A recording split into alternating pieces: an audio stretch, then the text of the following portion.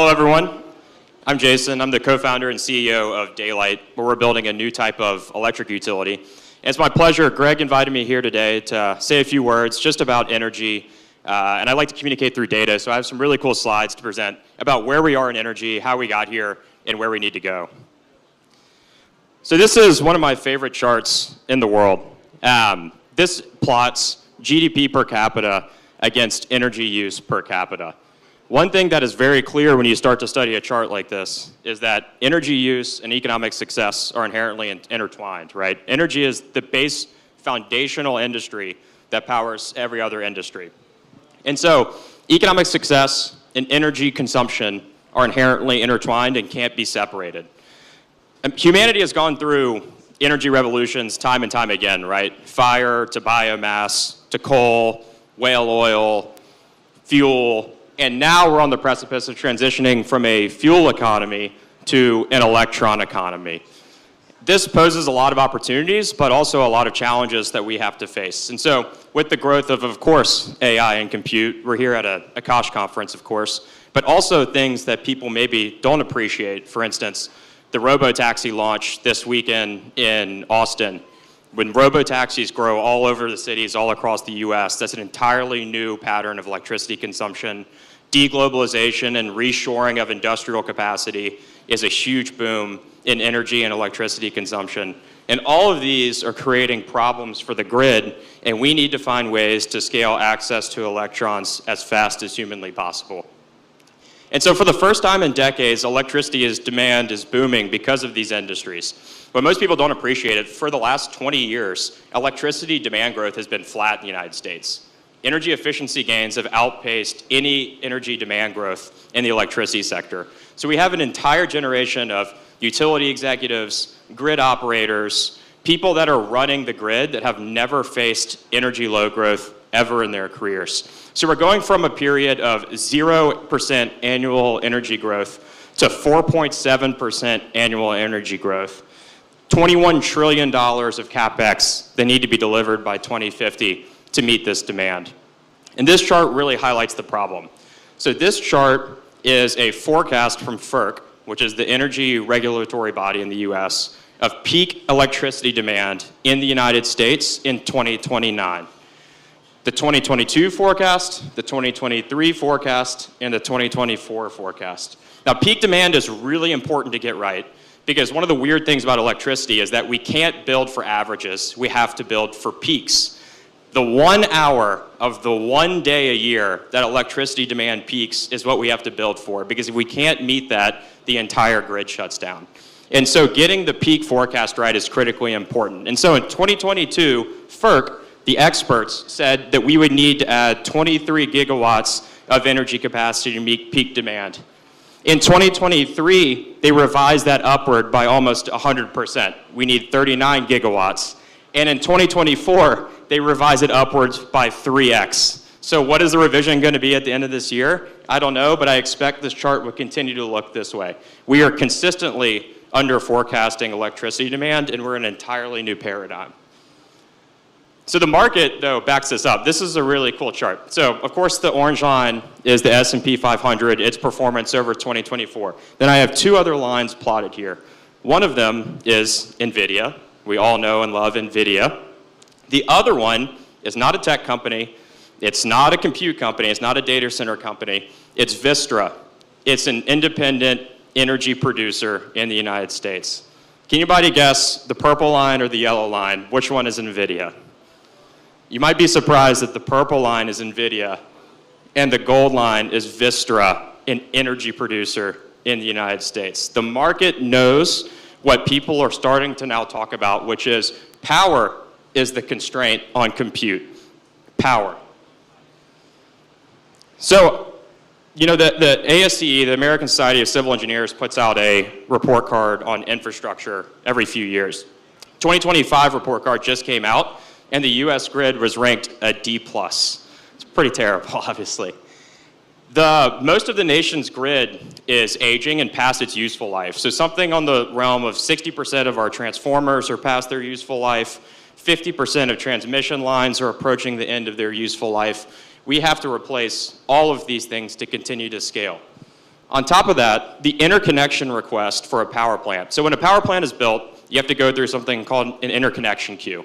This is a lengthy review process where the developers file with the utilities and the grid operators to connect new electricity generation on the grid.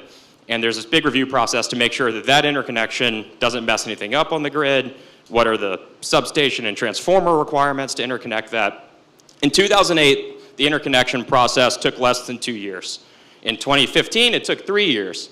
Today, it takes at least 5 years. On top of that, once you get the interconnection approval, then you can start building the power plant. And when you start building the power plant, you start realizing that things you need that are pretty critical to connect a power plant, like transformers, now have lead times of 2 years, up from less than a year. And in some cases, it's 3 years. And so when you start to put this puzzle together, that we need to build tons of electricity, but our grid is cracking already, we can't effectively build new power plants and connect them in any timely fashion. We can't buy the equipment in any timely fashion. And on top of that, in order to take the new electricity from these power plants that we hope to build and transmit it to where we need it, we need lots of transmission and distribution infrastructure, meaning the wires. Here, I have a chart highlighting how many miles of transmission we're building a year. We're currently building less than 1,000 miles a year, about 500 a year. The DOE says in 2030, to meet our energy demands, we need to build 5,500 miles a year. In 2035, we need to build almost 10,000 miles a year. So all this paints a pretty dire picture that we are nowhere close to ensuring that we stay at the top right of the chart of GDP in energy consumption. We are incredibly, incredibly hamstrung. And so decentralization, as often it is a buzzword in the crypto industry, is actually critically important for this next generation of energy. Distributed energy, number one, deploys faster. There is no 5-year interconnection review process. I can put solar and storage on your house tomorrow, and we can have it up, running, and supporting the grid in 4 weeks or less. It increases reliability of the grid. We'll talk a little bit about how it can be an actual active participant in the energy industry, but distributed energy increases reliability above and beyond what traditional power plants do. It can reduce all of that transmission infrastructure spend we just talked about, because when you move energy generation, storage, energy management to the edges of the grid, it frees up more existing capacity to go elsewhere. So you eliminate a lot of the need to build all of these wires. It increases energy security to the individual because they get backup power, they're protected from storms, they're less reliant on the centralized grid. And I think it increases sustainability because you can't put a coal plant in your backyard. So decentralized energy is really the path that we need to figure out how to scale, because as we saw, centralized energy just clearly does not have a very clear and crisp picture of how to scale it. The problem, though, is distributed energy faces two very critical barriers. Number one is that the industry has incredibly, incredibly high customer acquisition costs. Most people don't realize this, but this chart, this yellow, is just marketing and customer acquisition spent by solar companies. This is the actual solar panel and equipment and installation price. 60% of the cost is just bullshit paid to the salespeople and door knockers. The other side is that we primarily finance it through personal loans because the industry has been effectively a high-ticket sales business rather than a network business. So the interesting thing, right, is like I think we're all aware that there's an industry that exists today that's pretty good at solving customer acquisition costs, and it's pretty good at building new financial products, and that's crypto. And so Daylight sits at the intersection of distributed energy and crypto to build a better system. So on a small scale, right, if I put solar and storage in my home, I get access to cheaper power than the utility sells me because I don't have to pay for all the transmission and distribution of infrastructure. It just generates it and I consume it. I also get more backup power, so I have more energy security. But what's interesting is that there's a lot of benefit to the grid as a whole that don't exist whenever it's just sold traditionally. Meaning, if we actually take distributed energy and we network it together and we put all these batteries onto one platform where they can be pooled, they can be aggregated, and they can be dispatched together as an orchestra of small power devices coordinated through software, we can actually bid that power directly into power markets, and we can participate just like one of those power plants that takes 7 or 8 years to build, but in a matter of weeks.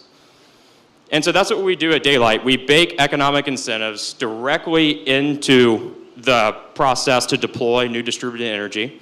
So similar to many deep-end networks, we'll be launching incentives that are rewarded for verified new energy installations to hopefully, number one, bring down customer acquisition costs and reward people for making upgrades that actively benefit them and benefit the grid. And in order to claim those incentives, those distributed energy installations must be anchored to our decentralized protocol, where they are pooled, they're aggregated, they're verified, and they can actively be dispatched by power traders to support the energy grid. And because you can do that, these assets are now revenue generating. They're not just cost saving to the individual, but they're revenue generating. And that revenue can be baked directly into financing that brings the cost of capital down. So you can attack both the customer acquisition angle and the cost of capital and financing angle to turn this from an industry where solar is sold at $3 a watt to one where it's sold at $1 a watt or less. And so this intersection, I think, is really critical. Again, to kind of summarize what we talked about, we cannot expect to build the electricity economy around a centralized grid. It has to be decentralized because it simply takes too long and involves too much capital expenditure to do it in the traditional way.